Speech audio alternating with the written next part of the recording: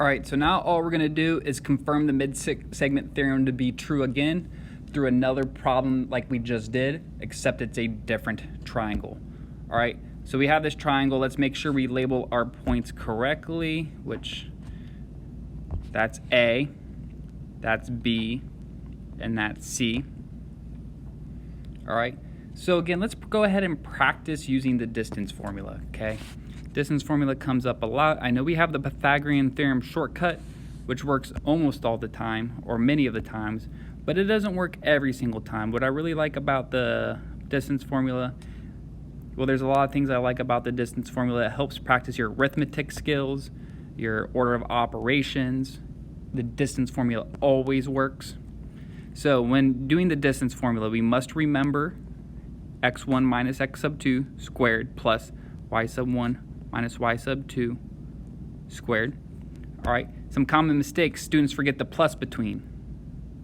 They forget that there's minuses right here. Don't forget the squares. The x's and y's stay together. Don't forget the square root. A lot of small parts. Don't forget each and every part. I know you guys probably don't spend too much time thinking about the distance formula when you're not doing math. So while we are doing math, it's a good habit just to write it down, be hyper-focused about it. Then make sure we plug in everything correctly. A lot of 4s and 0s. All right. Anywho,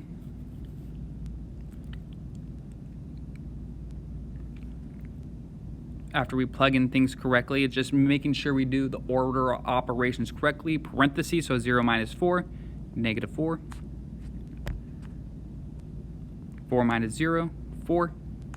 And notice how I write as much detail each and every time. Let me extreme close up. Negative 4 squared is 16. 4 squared is 16. So I'm going to get the square root of 32, which is about 5.7.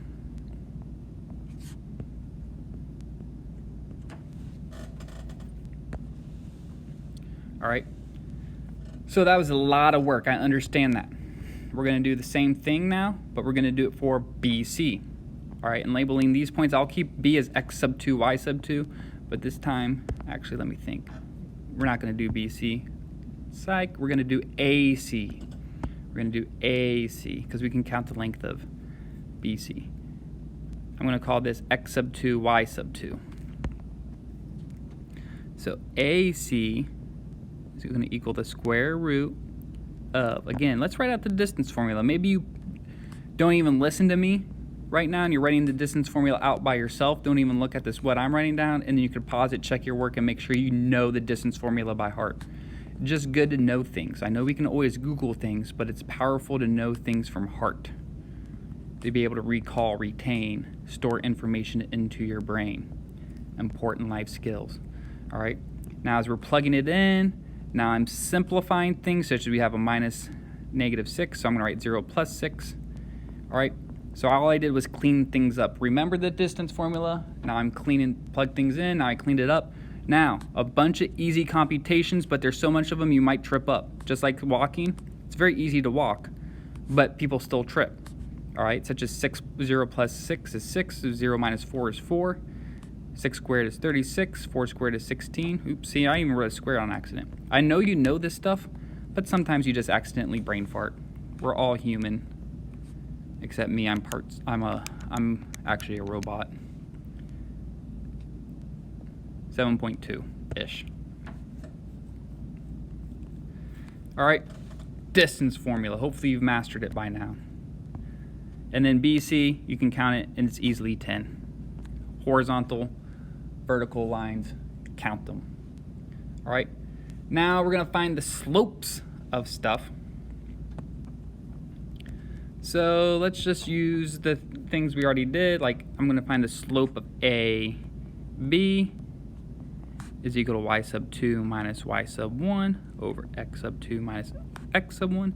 And again, what's great about this is you use all of the stuff again in Algebra 2. And that's what you're going to take next year is Algebra 2. All right, so y sub 2 is 0, y sub 1 is 4. Then we get x sub 2 is 4 minus 0. So we're going to get negative 4 over 4, which reduces to negative 1. So down 1 over 1, down 1 over 1, nice, negative, nice, negative. The slope of AC is equal to y sub 2. I'm going to have to zoom in a little bit. Minus y sub 1, x sub 2 minus x sub 1, which is going to give me 0 minus 4 over negative 6 minus 0, which becomes negative 4, negative 6, or more famously known as 2/3 after I reduce.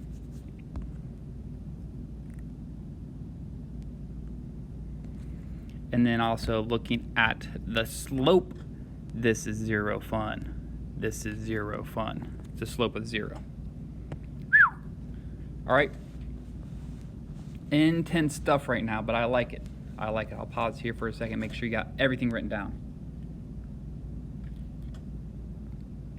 Anyways, now we're going to find the midpoints of everything. So again, let's do the midpoint formula for AB. Extreme close-up, just write it down. Midpoint formula is adding the x's together, dividing by 2, adding the y's together, dividing by 2. All right, now let's just continue to use the same things that I have written down. X, so this is the midpoint for AB. So the midpoint for AB, and capital M and lowercase m mean different things in math. Crazy stuff. So y sub 1, x sub 1 was 0, x sub 2 is 4, 4 plus 0. All right, plugged in things, now just computing, 4 over 2, 4 over 2 gives you 2, 2. So the midpoint of AB is 2, 2.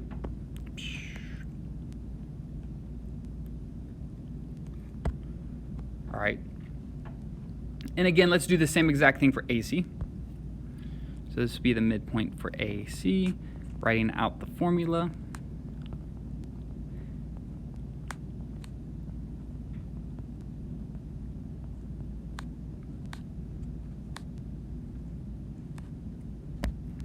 So I wrote out the formula, again, remembering the difference between midpoint, slope, distance, so many formulas, very dense stuff, but I know you guys can do it. You guys are pretty smart people. Adding the x's together, I'm going to get 0 minus 6 divided by 2. Adding the y's together, I'm going to get 4 minus 0 divided by 2. And again, don't forget I'm using these points up here the whole time.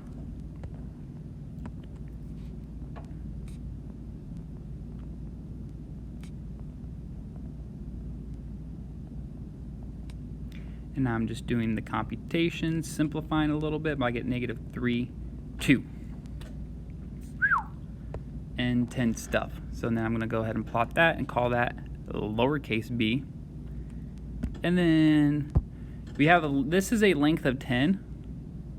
So I'm just going to go 1, 2, 3, 4, 5. Boom. Just counted. Just used a little bit of logic to determine that was the midpoint of CB, uppercase CB. And then I'm going to connect all these points and create my mid-segment triangle. All right, so we got our big triangle, we got our mid-segment triangle. All right.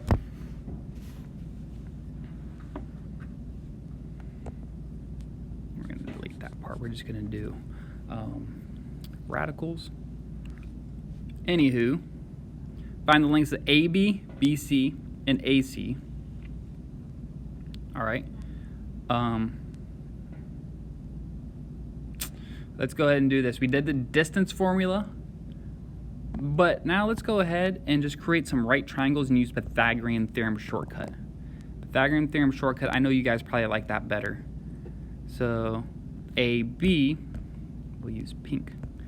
We'll call this X, because we gotta call it something. That's 2, and we're finding the length of X. So we're gonna get X squared equals 2 squared plus 2 squared. x squared equals 4 plus 4, x squared equals 8, x equals the square root of 8, because I took the square root of both sides, and the square root of 8 is 2.8. So realize that we want to confirm this is that should be half. Well, we rounded a little bit. AB, the square root of 32. The square root of 32 is actually 5.656854249. I divide by 2, I get 2.82828427125. So it is half, but we just had rounding. That's why it doesn't look exactly half. And then it kind of emphasizes when I look over here and count BC, I get 1, 2, 3, 4, 5. This length is 5 just by counting, which is great. Because uppercase BC up here was 10, lowercase bc is 5.